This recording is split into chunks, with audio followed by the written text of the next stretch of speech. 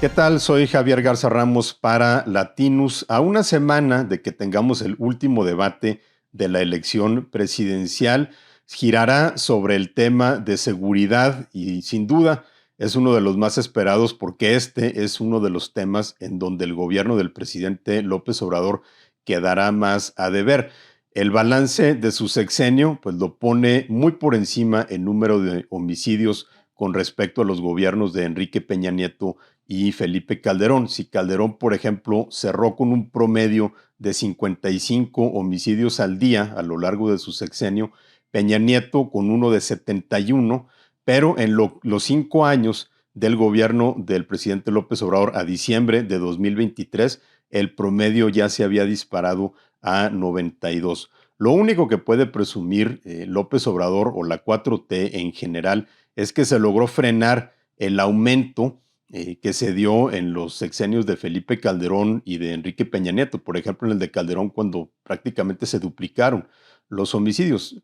Sin embargo, el gobierno de López Obrador cerrará con una baja marginal. Por ejemplo, recibió el país con 33,000 homicidios en 2018 y en 2023 fueron 30,000, es decir, la reducción no es proporcional al aumento que había tenido la violencia en los años anteriores. Y esa había sido una de las grandes esperanzas con el presidente que prácticamente prometía que el simple hecho de su llegada al poder iba a disminuir la violencia. ¿Cómo responderá la candidata morenista Claudia Sheinbaum a este escenario? Creo que podemos imaginar fácilmente que ella hará un pivote a su gestión como jefa de gobierno de la Ciudad de México y a la seguridad en la capital y evitará el resultado que deja el gobierno federal. Sin embargo, será engañoso dejarnos ir por los resultados de Sheinbaum como jefa de gobierno, no por su gobierno en particular, sino por las características de la Ciudad de México. Tiene la policía mejor equipada, mejor financiada y con más elementos, con más personal, por mucho de la que le sigue de todo el país. Simplemente es una policía que está muy aparte del resto de las policías estatales y no se diga municipales del país. Entonces, obviamente entrega o está en condiciones de entregar resultados mejor que policías locales en el resto de la República Mexicana. No es realmente una comparación que pudiera hacerse de decir si administró bien la seguridad en la capital, hará lo mismo en el resto del país porque las condiciones son muy distintas.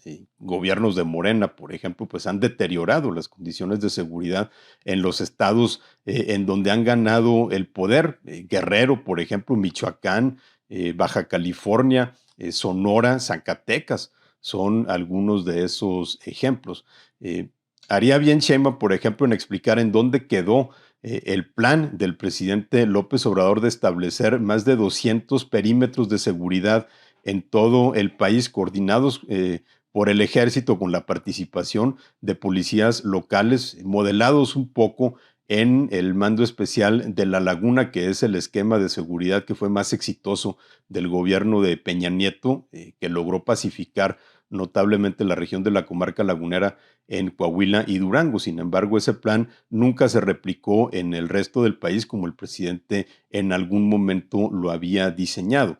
Entonces va a ser muy difícil para Sheinbaum alejarse de los resultados del gobierno federal en esta materia de seguridad. Va a ser muy difícil para Xóchitl Gálvez también hacer una crítica de lo que han sido los resultados del actual sexenio, porque a final de cuentas a ella la postulan los partidos que metieron al país en esta situación de violencia, tanto el PAN como el PRI.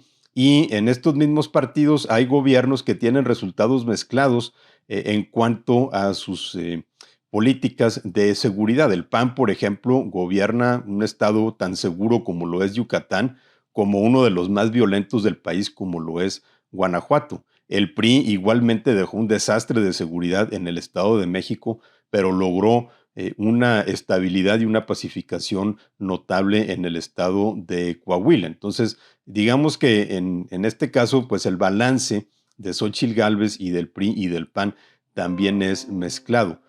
Álvarez Maínez, por su parte, pues tendría que presentar las credenciales de Movimiento Ciudadano en materia de seguridad de los gobiernos estatales que tiene, pues que no son de las mejores tampoco, porque hemos visto en los últimos años aumentos notables de violencia en Jalisco, concretamente en la zona metropolitana de Guadalajara, pero también el asentamiento de grupos criminales en otras partes del estado y en Nuevo León, en donde también el aumento de la violencia, principalmente en el corredor entre Monterrey y Nuevo Laredo, ha sido muy, muy marcado bajo el gobierno de Samuel García, en donde también se le ha visto pues ausente al gobernador en estos temas de seguridad. Entonces, será interesante ver cómo bailan las y los candidatos alrededor de los resultados que cada uno de sus partidos han dado en materia de seguridad. En el último debate, el próximo domingo 19 de mayo, ya lo estaremos viendo y lo estaremos comentando.